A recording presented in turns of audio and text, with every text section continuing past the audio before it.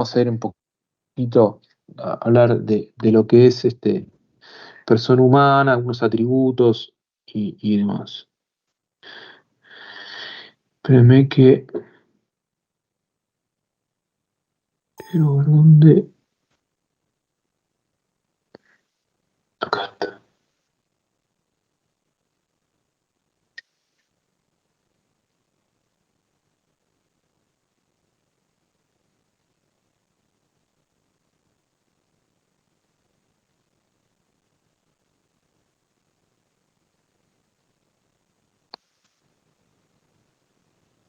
Ahí está.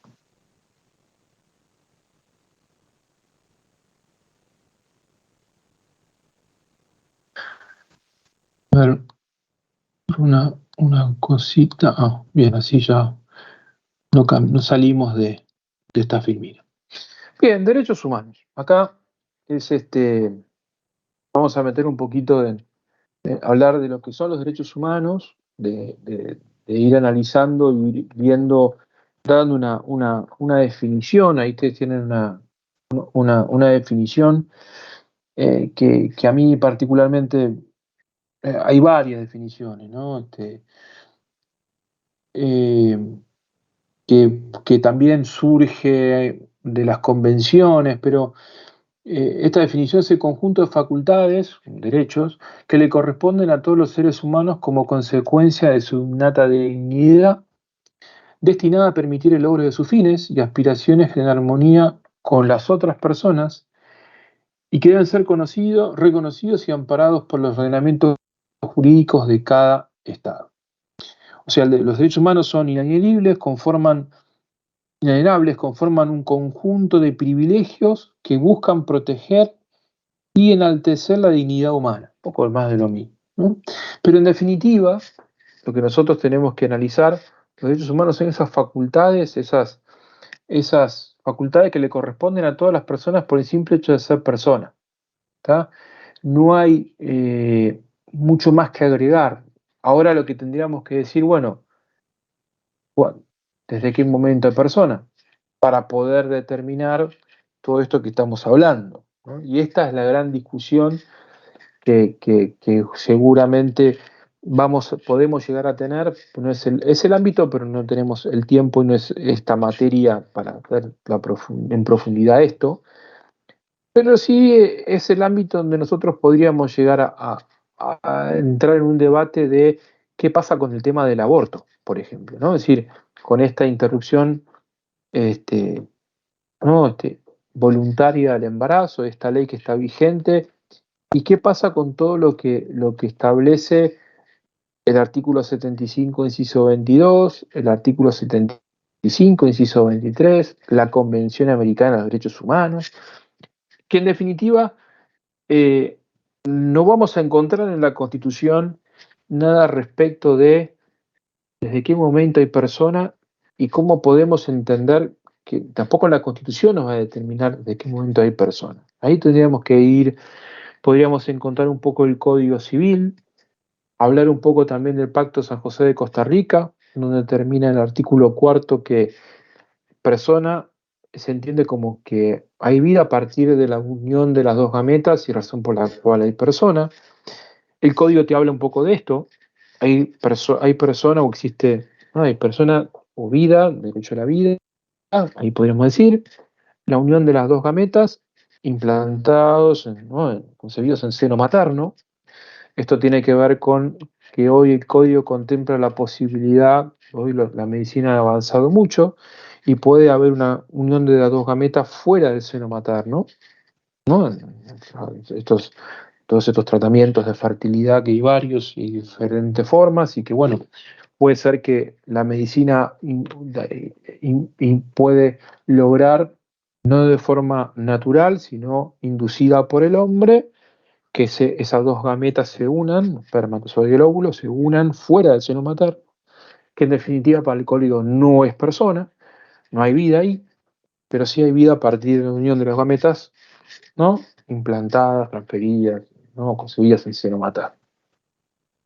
Gran discusión todo esto, pero en definitiva podríamos decir que a partir de ahí hay persona, hay vida, y si hay persona, hay vida y hay un montón de estos derechos que vamos a ver ahora, enumerar, 14, 20, hay varios hay artículos que están dando vueltas.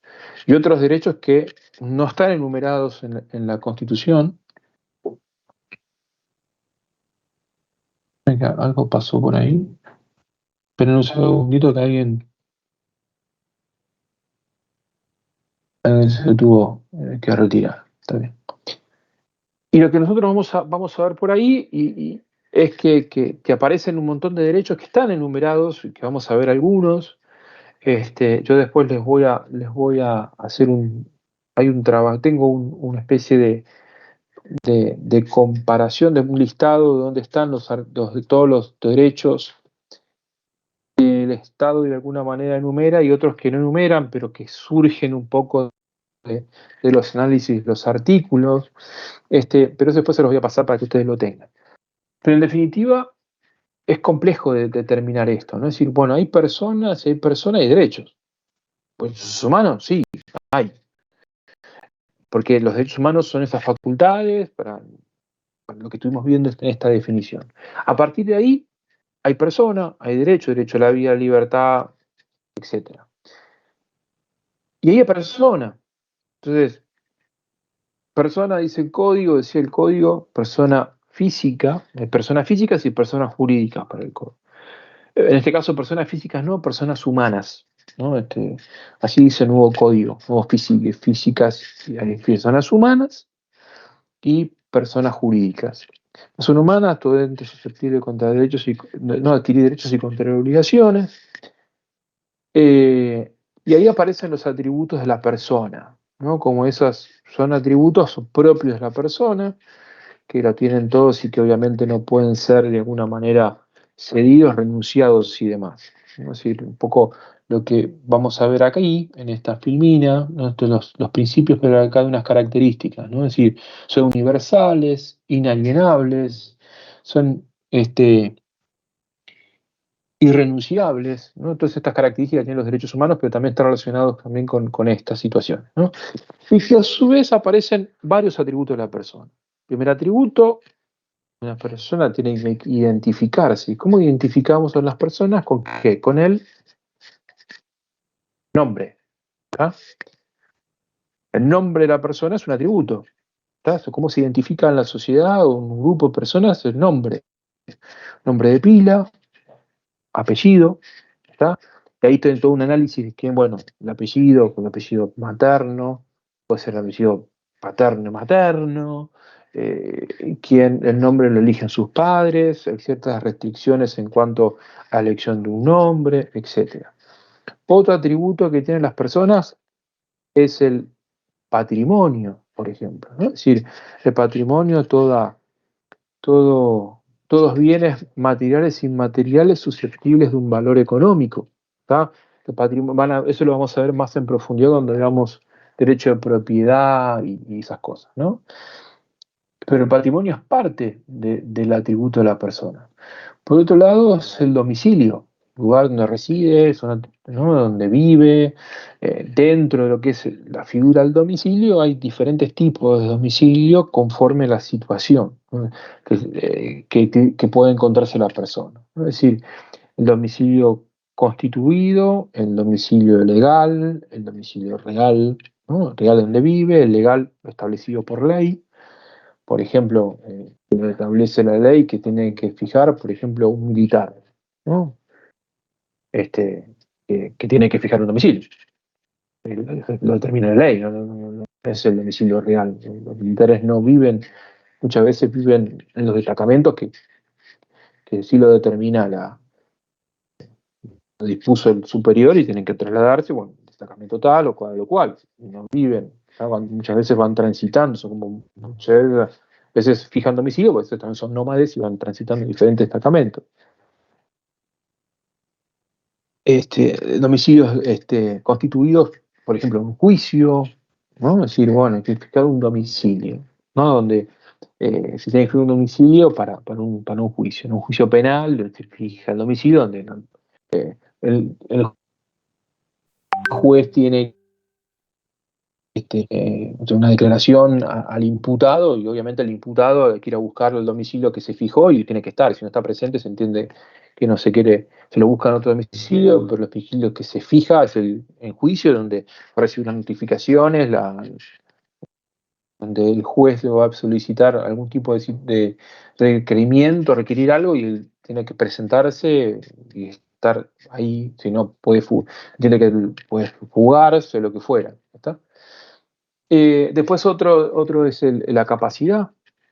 Las personas, no todas las personas humanas tienen diferentes tipos de capacidades, capacidad de derecho, ¿está? Hay diferentes tipos de capacidades que hacen un poco a que las personas no siempre tenemos la plena capacidad de poder, ¿no? Disponer, ¿no? de esa situación, ¿no? De esos bienes, de derechos y obligaciones que adquirimos. Es la posibilidad de ejercerlos. Ahora bien, por ejemplo, si yo quiero utilizar, no, manejar, por ejemplo, quiero manejar, tengo 14 años. Por lo que me dice la ley, yo no puedo adquirir la licencia, aunque tenga los conocimientos, porque no tengo, la ley me determina ciertas restricciones, ciertos requisitos, y uno no los cumplo. Entonces no soy plenamente capaz. ¿No? Es decir, ¿qué pasa, por ejemplo, con algún menor que hereda un dinero y que no se puede disponer de esos bienes? Bueno, hay que una persona que tiene que encajar hasta que cumple la mayoría de edad y puede disponer libremente de los bienes que le corresponden, ¿no? Entonces, se va a fijar un tutor, una albacea o lo que fuere, que va a encargarse hasta que estas personas cumplen la mayoría de edad, y una vez que cumplen la mayoría de edad pueden disponer libremente de esos bienes. Pero antes no, porque son incapaces por una cuestión de edad. ¿Está? Otro es el Estado, ¿no? Es situación en que se encuentran frente el estado civil, ¿no? De la persona, casado, viudo, divorciado, lo que fuera, que tiene también un montón de consecuencias esto, pero son los atributos que tienen las personas. Existen, bueno, dentro de los derechos humanos existen un poco esta clasificación, que a mí mucho esta clasificación le dan un poco la doctrina, un poco de, de los libros que ustedes van a encontrar, van a ver estas clasificaciones por categorías, que muchas veces está relacionada con el orden de aparición de los derechos. En definitiva, no es que sea uno más importante que el otro, son derechos en definitiva, no hay derechos más importantes que otros, sino el problema es cómo nosotros tenemos que ponderar un derecho cuando entra en conflicto con otro derecho. Bueno, ahí es el juez el que tiene que determinar, o alguien tiene que determinar cuál está por encima o cómo pondero en una situación particular un derecho sobre otro, o voy por un lado o voy para el otro. Entonces, ahí es un poco cuando, por eso aparece también esta idea de las tres generaciones, ¿no? Pero muchas veces estas tres generaciones se asocia con un orden de aparición, y se van a dar cuenta por qué.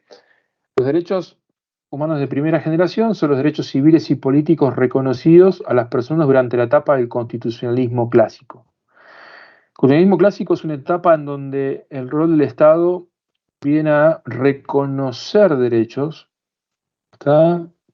Donde el Estado, obviamente, siglo XVII, durante fines del siglo XVIII, en donde hay que entender un poco la situación donde se da esto, Revolución Francesa, el monarca, ¿no? Cómo el Estado empezaba o tenía, o existía, que si es que existía algún tipo de reconocimiento.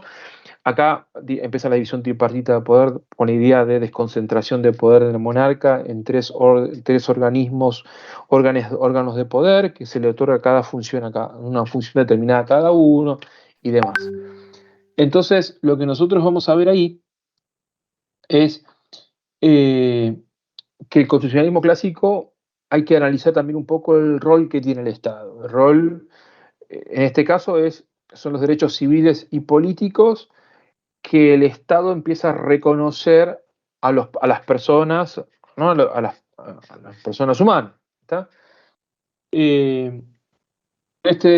Bueno, se intenta otorgar libertad a los individuos y ahí lo que vamos a ir viendo, artículo 14, el artículo 20, el 38, el 37 de nuestra Constitución, por ejemplo, ¿no? Es decir, los derechos civiles, el artículo 14, el artículo 20, los derechos, reconocimiento de los derechos civiles a los extranjeros, el 37 y 38 tiene que ver con los sistemas electorales y los derechos, el derecho a voto y los partidos políticos, ¿está? Entonces, empieza a haber un reconocimiento. Los derechos de segunda generación se dan en el siglo, ¿no? El siglo XX, fines del siglo XX, Unidades, en donde son vivienda. los denominados derechos sociales, económicos y culturales que surgen durante el constitucionalismo social. ¿Qué diferencia entre el consumismo clásico y social? Tiene que ver con el rol del Estado. En el constitucionalismo clásico, el rol del Estado era reconocer, acá empieza a proteger. O sea, el rol cambia, empieza a otorgar más reconocimiento y más derechos a aquellos que se encontraban en situaciones con ciertas desventajas, ¿no? Es decir, buscan encontrar en los individuos mayor igualdad. El ejemplo es el 14 bis. El 14 bis, el derecho de los trabajadores, de carácter individual, colectivo y de la seguridad social. Si nos vemos y vamos a ver más adelante qué es el 14 bis, vamos a ver ese reconocimiento no al trabajar, porque ya ese reconocimiento estaba contemplado en el artículo 14, sino es en los derechos o privilegios, entre comillas, que se intenta dar a un grupo a unas personas, en este caso a los trabajadores, que en esa relación laboral empleador-trabajador se encontraban en ciertas desventajas. Entonces, ¿por qué intentan igualar? Porque, ¿qué había en aquel entonces? Explotación del empleador sobre el trabajador. El capitalismo, inicio, revolución industrial y demás, obviamente hay que generar más bienes, y esa generación de bienes, la fuerza del trabajo era el trabajador. Entonces, la fuerza laboral del trabajador directo. Entonces, se explotaba al trabajador, no había derechos. Entonces, ¿qué es lo que intentó hacer? Otorgaba más derechos a aquellos que se encontraban en esa relación con ciertas desventajas, que eran los trabajadores. Entonces, aparece la jornada limitada de trabajo, descanso entre jornada y jornada, vacaciones pagas. Eso es lo que van a ver en el 14 bis. ¿Está? Entonces, lo que intenta hacer el Estado es, no solamente reconoce, sino que ahora el rol es de proteger a quienes en quien de alguna manera se encontraran en ciertas desventajas. En este caso, otorgar mayores, que obviamente, en este caso en particular, ¿no? Emparejar esa relación laboral. ¿Está? Derechos de tercera generación son denominados los derechos colectivos, que fueron incorporados más bien en las constituciones modernas, que esto lo vemos reflejados en el artículo 41 y 42 de nuestra Constitución, que son los derechos del medio ambiente y los derechos de los usuarios y consumidores. Se está hablando, que igualmente, repito, lo vamos a ver más adelante. Se está hablando ahora con este tiempo, este último tiempo, y más con la globalización, el avance de la tecnología, Internet y demás, una idea de una cuarta generación de derechos que están relacionados con esto de la tecnología, la globalización e Internet. ¿No? Es decir, es el derecho humano a acceso a redes, o sea, a un Wi-Fi, a este tipo de conectividades y demás. Es algo que se está hablando, no que sea, pero está tomando lo que es el derecho digital y todas estas cuestiones, está tomando un rol importante. No es algo que se está discutiendo, no necesariamente es algo que sea así. Pero estos son por eso se asocian también con un poco de orden de aparición, pero en definitiva son todos importantes y cada uno de estos tiene sus respectivos, ¿no? Derechos. Y acá, un poco las características, ¿no? Es decir,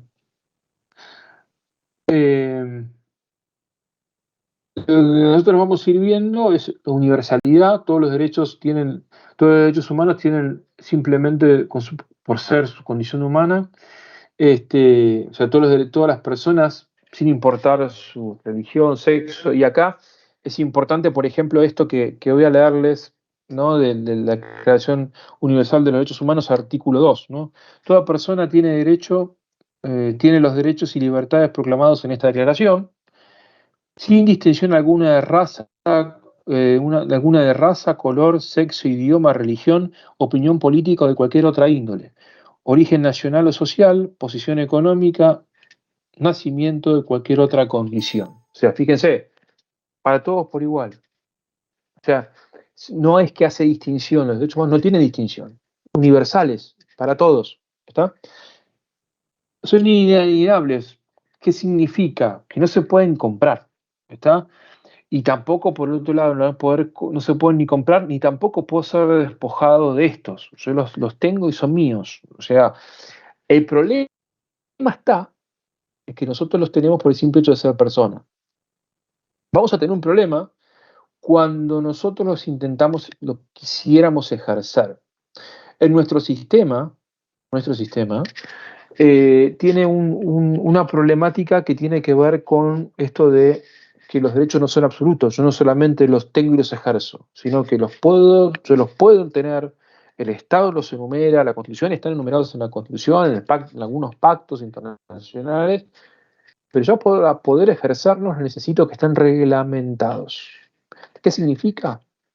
Que el Estado, a través de las leyes, reglamenten el ejercicio del derecho. Me digan a mí, me establezcan a mí cómo lo voy a poder ejercer.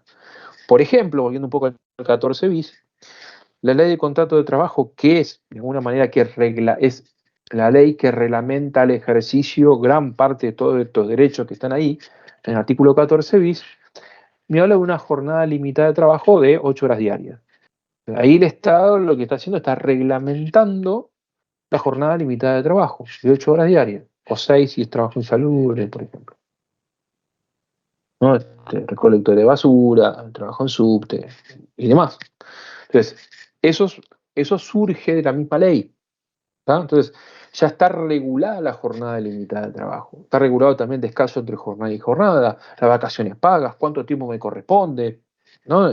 Que eso está relacionado con la antigüedad de la empresa, donde estoy y demás. La antigüedad que yo tenga en el lugar de trabajo.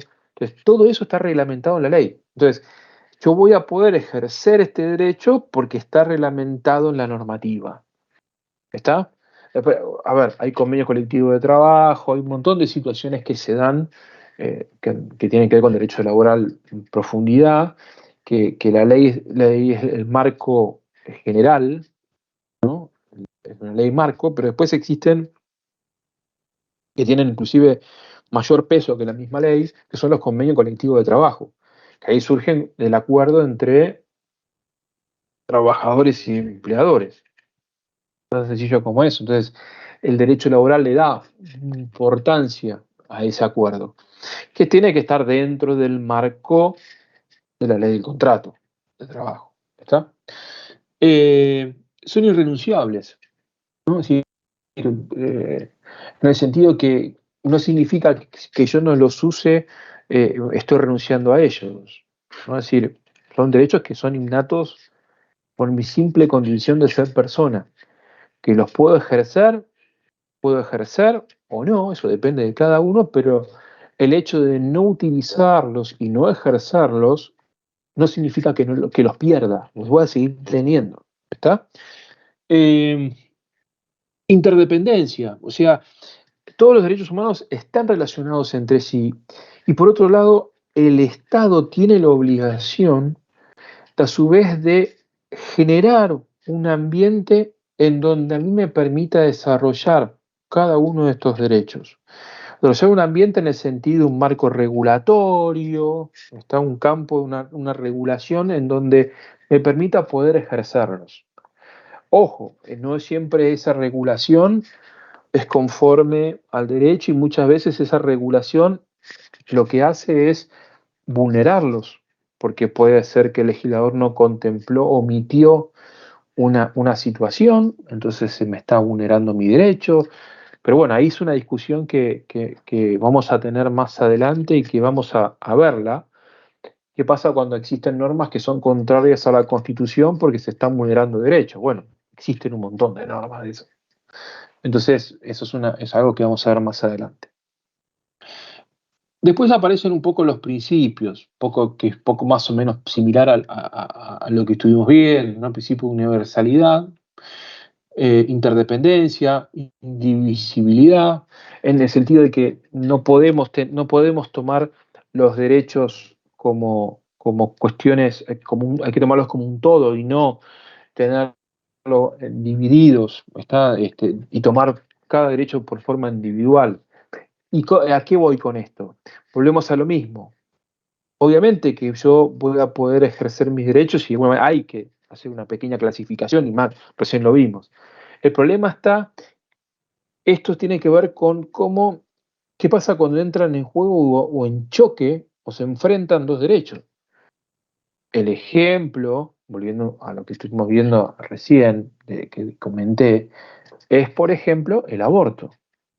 Hay unos que son pañuelitos verdes y otros que son pañuelitos celestes. Con cada uno tiene sus argumentos, ¿no? Y bueno, ahí empieza esa discusión, que entran en juego derechos, y entran en juego derechos en donde cada uno puede tiene su argumento, una defensa de ese argumento, ya sea jurídica, ya sea cuestión, no sé, de otras ramas, psicológica, lo que ustedes quieran. Entonces, ahí es el problema y ahí donde nosotros tenemos que ver que somos nosotros los operadores jurídicos, ahí están los jueces también, que son los que tienen que tomar una decisión cuando entran en colisión, ¿no? Chocan dos derechos, en donde es un derecho de uno y un derecho del otro. Entonces hay que tomar derechos en conjunto. A eso se refiere, aunque tengan pretensiones diferentes. Unos van por un lado, otros van por el otro, pero los derechos humanos son únicos, tienen como algo único, ¿está? Aunque tienen derecho a la vida, no sé si se me entiende esta idea. Bien, y ahora quiero meterme un poquito aquí, en esto, ¿está? En esta convención, pero previo a la convención, previo a la convención, hay otras convenciones, pero igualmente quiero hacer hincapié en algo y voy a leerles un artículo previo a esto, ¿no? Es un artículo que es el 5, inciso 22 de la Constitución Nacional. Ubiquémonos, porque de repente abrimos un artículo bien entrado en la Constitución. Pero bueno, ubiquémonos. Artículo 75, estamos dentro de lo que son las atribuciones que tiene el poder legislativo, o sea, los legisladores. ¿Está? Los legisladores son los que tienen que aprobar, sancionar las leyes. ¿Está? Regular, son los que con esa sanción son los que regulan un poco el ejercicio de los derechos que están en la parte dogmática. La parte dogmática es la enumeración de derechos. La parte orgánica, cómo se organiza. Dentro de esa parte orgánica, cómo se organiza el Estado, está el poder legislativo. Y el artículo 75 son la cual enumera, son 32 incisos que enumeran cuáles son las atribuciones que tiene ese poder. Vamos a meternos en el artículo 75, inciso 22. Eso es lo que vamos a leer, un poco largo, ¿está? Que tiene que ver con los tratados y concordatos. Tratados, acuerdo entre estados, concordatos, acuerdo entre Estado y la Santa Sede. ¿Por qué cambia? Porque obviamente quien interviene en ese acuerdo es la Santa Sede, y hay una cuestión protocolar, una cuestión muy particular de presentar y aprobar ese tipo de acuerdos con la Santa Sede. En caso, son pasos específicos que tienen que darse, que a diferencia que la Convención de Viena, en 1949, cambia un poco lo que es la forma de celebrar. La Convención de Viena viene a enumerar y determinar cómo se celebran los tratados entre estados. ¿Está? Siempre los tratados van a darse entre estados o entre estados y organizaciones internacionales. Por eso lo que van a ver un poquito acá es este primer párrafo nos dice algo interesante, que también está relacionado con esto que vimos que en realidad esto es un sistema de normas que están relacionadas entre sí, que tienen cierta interacción, pero a su vez también están relacionadas y a su vez se deben a un cierto orden jerárquico. ¿Está? Y acá viene a jugar esto. Está este artículo y está el artículo 31 de la Constitución Nacional que habla un poco de la superlegalidad, que es un artículo que vamos a ver en la unidad 4. En la unidad 4 vamos a volver a ver este artículo. Este, pero lo que hay que entender es que siempre tenemos, en definitiva, una, una, una constitución nacional, ¿no? Déjenme ver, después voy a buscar, a ver, esperen que después lo busco, así ustedes después lo ven. Si no se los muestro, esperen que se los muestro así. Abro la, lo tengo por aquí. Espérenme un segundo, abro lo tengo por ahí así para mostrárselos. Si no se los busco, se los paso con la.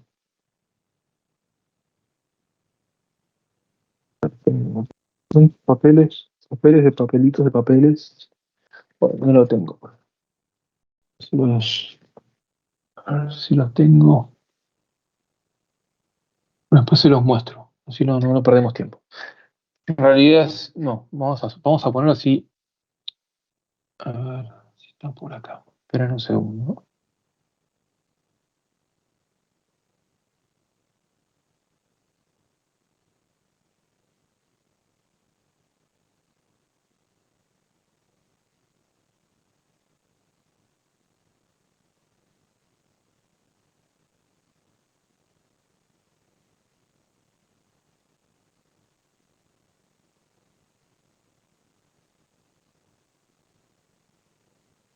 Está acá. A ver.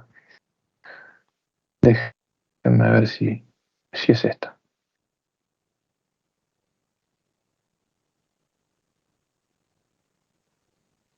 Creo que es esta, pero no estoy seguro.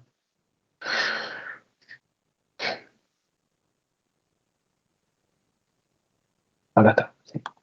Es esta acá. Ahí está. Era esta. Bueno. ¿Ven? Acá está. La supremacía constitucional, artículo 31, 75, inciso 22 y 24. Que en definitiva viene a darnos, por eso lo vamos a volver a ver, ¿está? Pero ustedes para que realmente lo hago así para que ustedes comprendan cómo funciona. La superlegalidad de alguna manera nos viene a decir lo siguiente.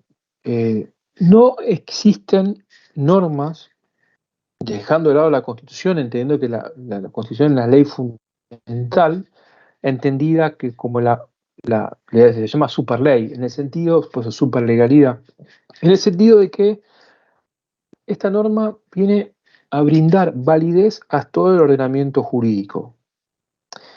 ¿Cómo se conforma ese ordenamiento jurídico? Está de alguna manera enumerado en el 75, inciso 22. Fíjense. Aprobar o desechar tratados. O sea, aprueba o desecha tratados, le corresponde al Poder Legislativo aprobar o no un tratado. ¿Está?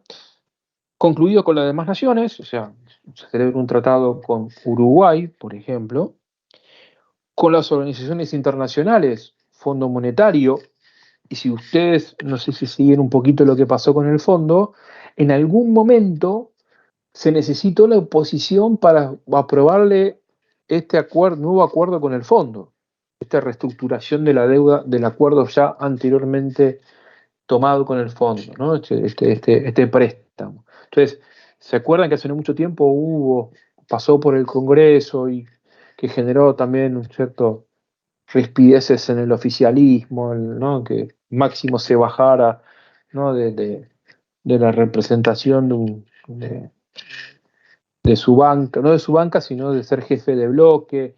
Bueno, todo esto llevó tiene que ver con esto. Le corresponde aprobar o desechar tratados, en este caso en particular, celebrado con organizaciones internacionales, que es el Fondo Monetario. Y lo demás concordatos con la Santa Sede, ¿no? Tratados, acuerdos con el Vaticano. Los tratados y concordatos tienen jerarquía superior a las leyes.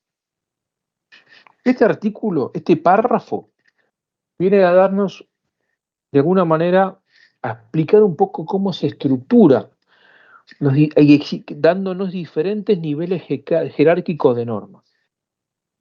Primero y principal, la que le otorga la validez a todas estas normas es la Constitución, ¿no? Es lógico.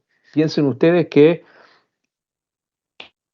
quien le está diciendo al Congreso, vos le está diciendo la Constitución al Congreso, vos podés aprobar o desechar tratados. Entonces, entiendo que la Constitución es super ley y todas estas cuestiones de validez, lo van a encontrar, como ustedes ven acá, arriba, en la cúspide O lo que bien fue. arriba Va a estar a de disposición de ustedes y el cronograma también de esta pirámide. Es es decir, interesante acá porque donde va a haber la validez, en donde vamos a tener, nos va a determinar que el Congreso le corresponde dictar leyes, a su vez nos está diciendo, ojo, antes de porque nos está diciendo, tenés la Constitución y tenés las leyes, pero acá me está diciendo, ojo,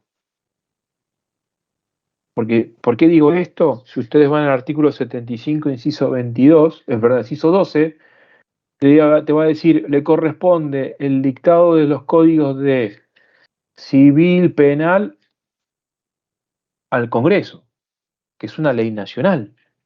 ¿Está? Entonces lo que me está diciendo a mí, las leyes, los tratados que celebra el Estado, en este caso que aprueba o no el Congreso, tienen jerarquía superior a las leyes. Y a su vez lo que nos está diciendo es que todo este cuerpo normativo, o sea, los tratados y las leyes nacionales, no pueden ser contrarias a la Constitución. ¿Por qué? Porque este le da la validez a todas estas. Entonces, si la Constitución, no puede existir normas que sean contrarias a la Constitución. Si las hay que declararlas inconstitucionales. ¿Está? Que después vamos a explicar cómo funciona todo eso. Pero no quiero anticipar.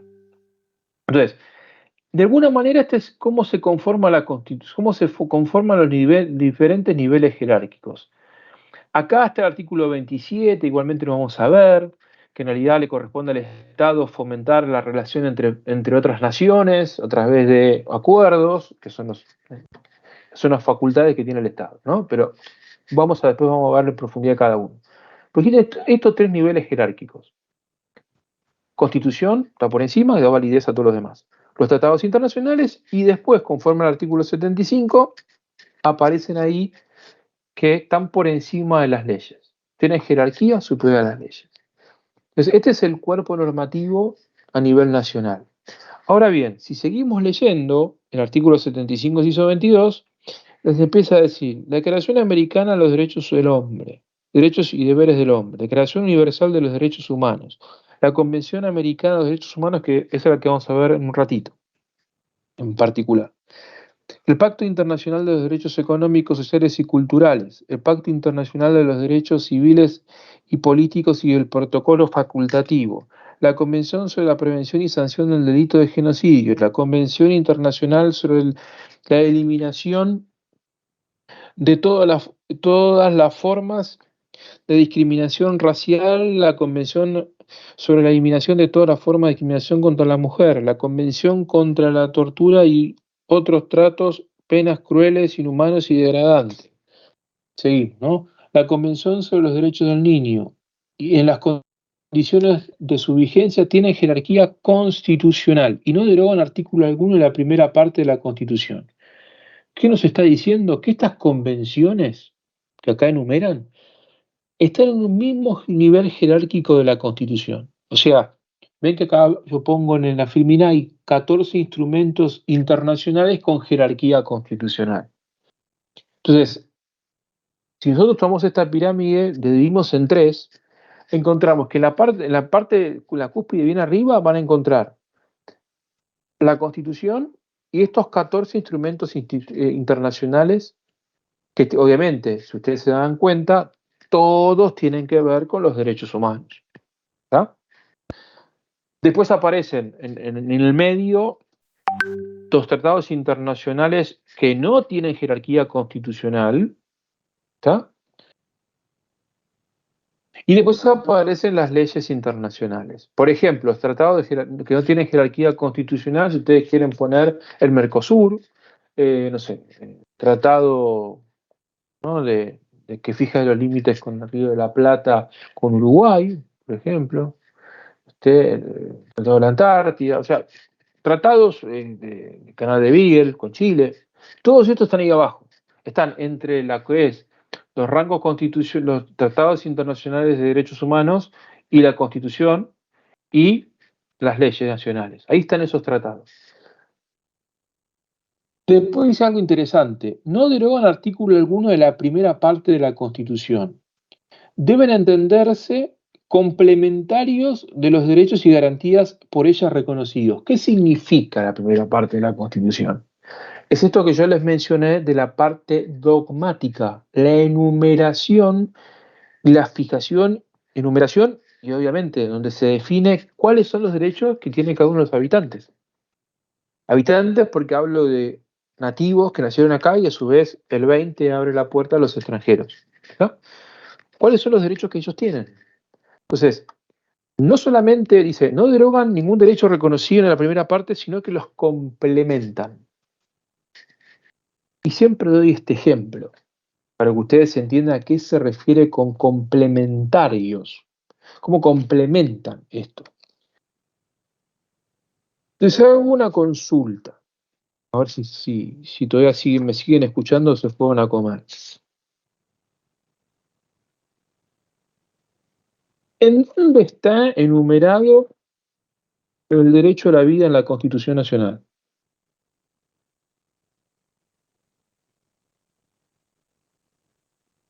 ¿Está enumerado en la Constitución el derecho a la vida como tal? ¿Está contemplado, está estipulado en un artículo?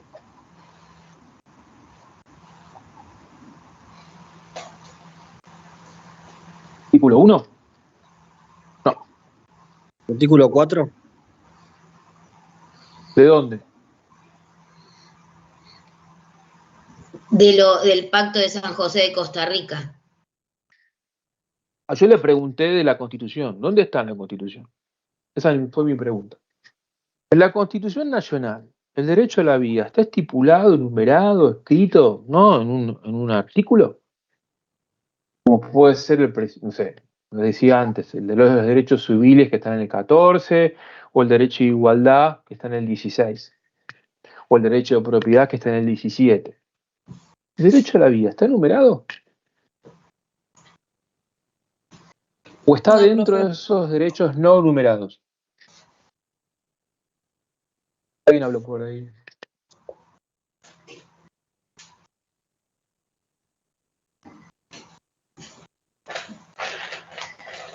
¿Qué les parece? ¿Está o no está? Me parece que están esos de que no están enumerados, si no entendí mal, y que los tenemos solamente por el hecho de ser humanos, ¿no?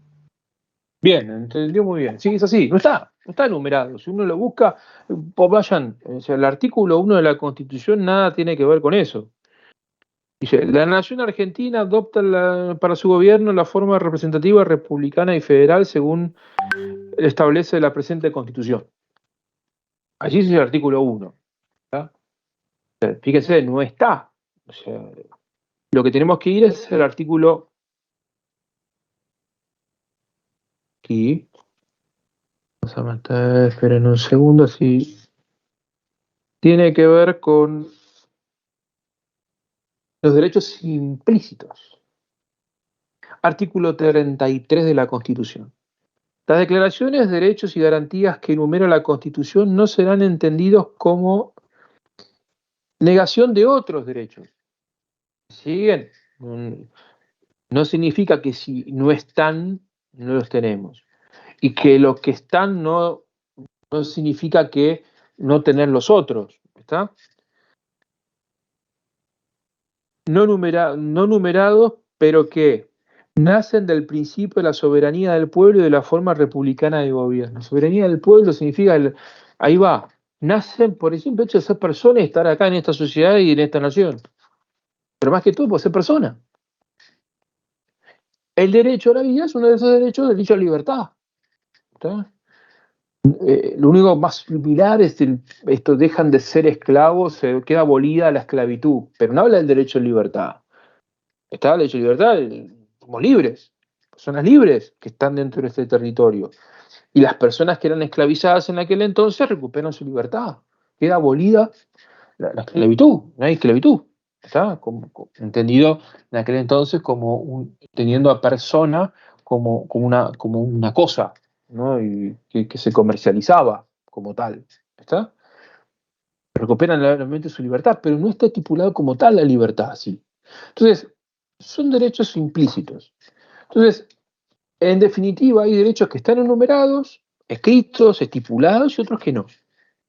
Entonces, el derecho a la vida no está estipulado. Pero como decían ahí recién, el artículo 4 del Pacto San José de Costa Rica dice lo siguiente.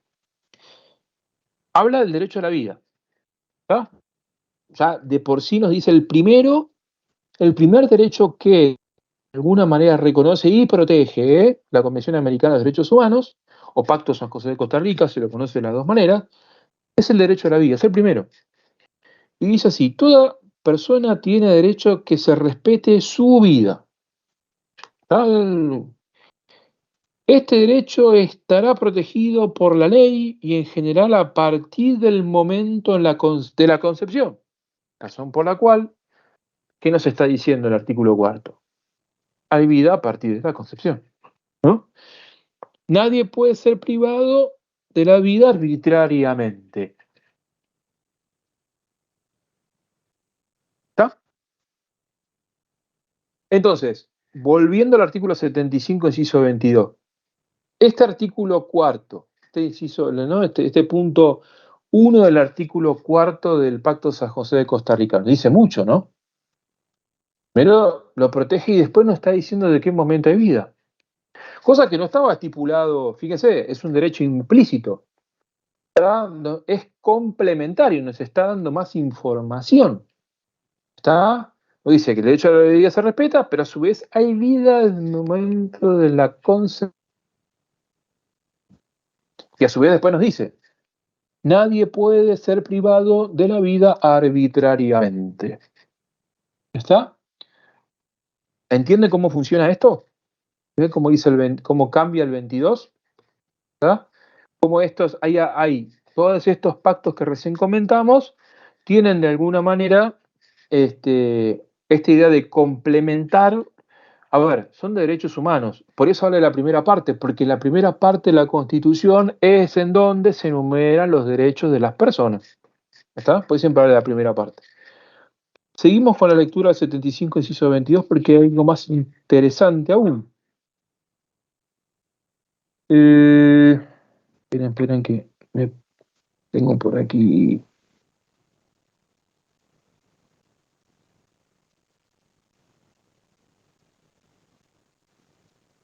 Y acá dice lo siguiente. A ver, esperen, acá. Solo podrán ser denunciados.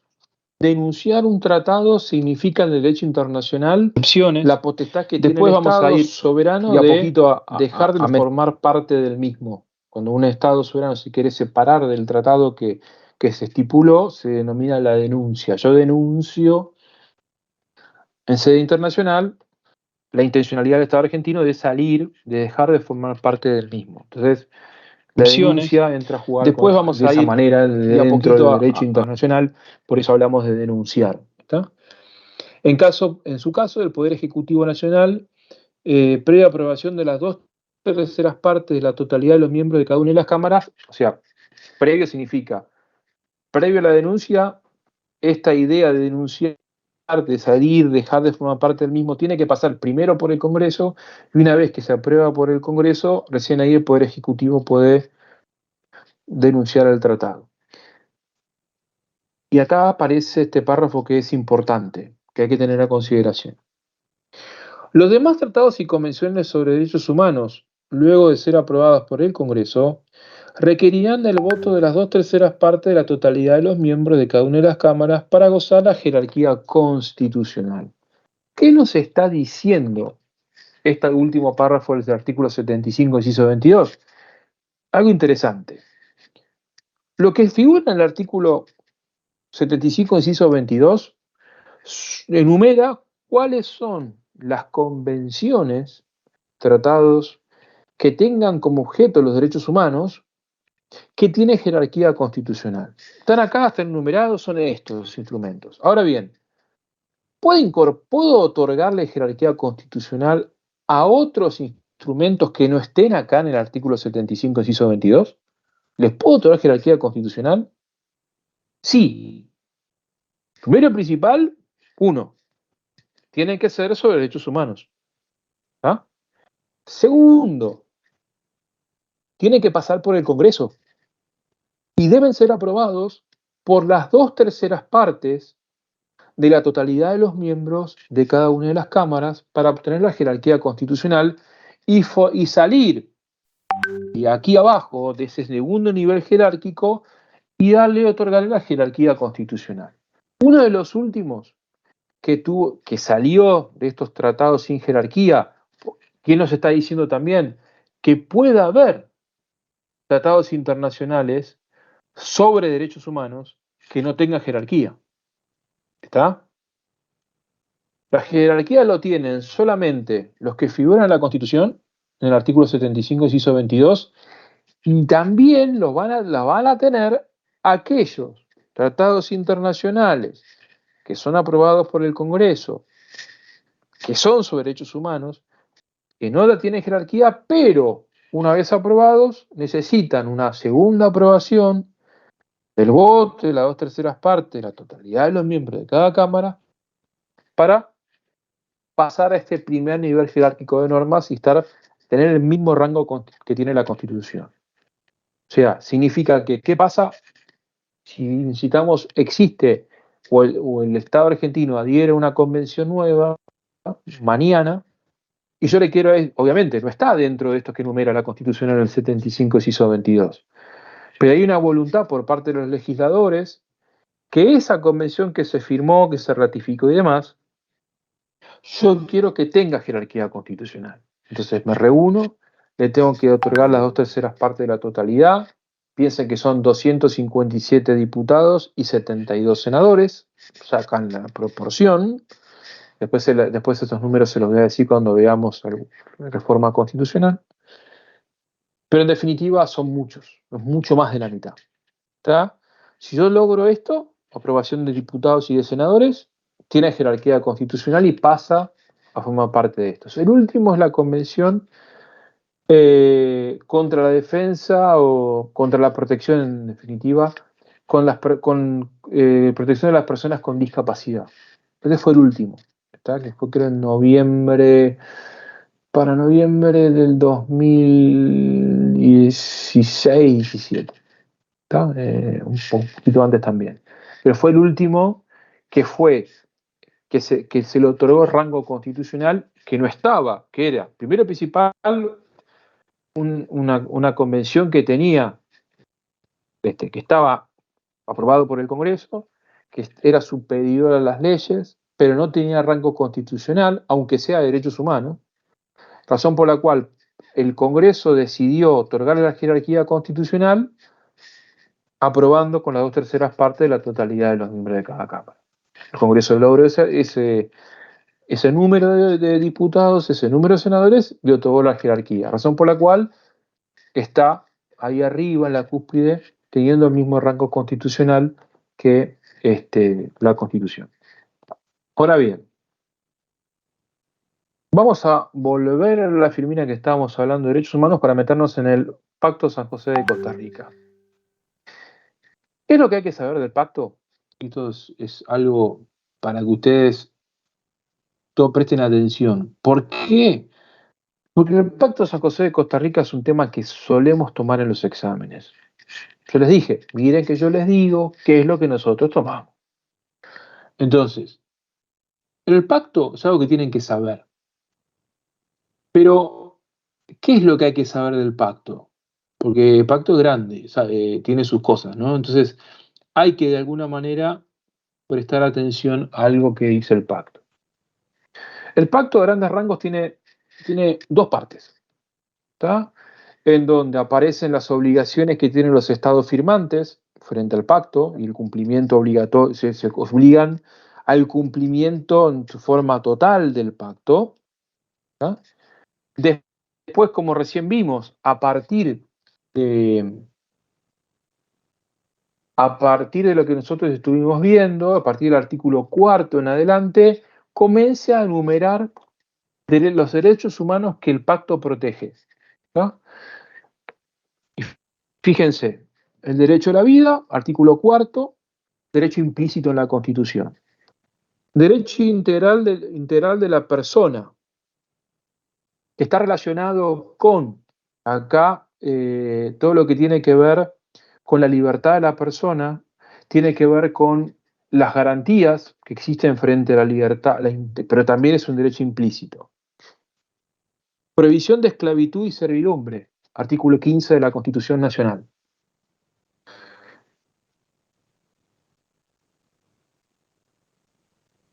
Después aparece el artículo 15, derecho de reunión, implícito. Libertad de asociación, artículo 14 de la Constitución. Protección de la familia, artículo 14 bis, si ustedes quieren, tercer párrafo. Derecho al nombre, acá tiene que ver con la identificación de la persona, que no está directamente relacionado con un derecho, es implícito, pero sí lo vemos reflejado en el Código Civil. Está en esa, que está dentro de las leyes nacionales que ustedes vimos recién ahí en la pirámide. Derechos del niño, está, y ahí hay varios artículos que tienen que ver con esto, con la protección de los niños. Artículo 75, inciso 23, acciones positivas. Derecho a nacionalidad, el artículo 20, el 75, inciso 12, la ley de nacionalidad y demás. Derecho a la propiedad privada, artículo 17 de la Constitución. Derecho de circulación y de residencia, artículo 14 de la Constitución. Los derechos políticos, artículo 37 y 38 de la Constitución. Igualdad ante la ley, derecho 16 de la Constitución. El artículo 25, protección judicial, la tutela judicial efectiva, y está relacionado todo lo que tiene que ver con el debido proceso, mucho que tiene que ver con ahí los plazos razonables de los procesos, de la duración de los procesos y demás. Desarrollo progresivo, tiene que ver con los derechos económicos, sociales y culturales, los DECS, que esté relacionado con el 14 bis. Suspensión de las garantías, cláusulas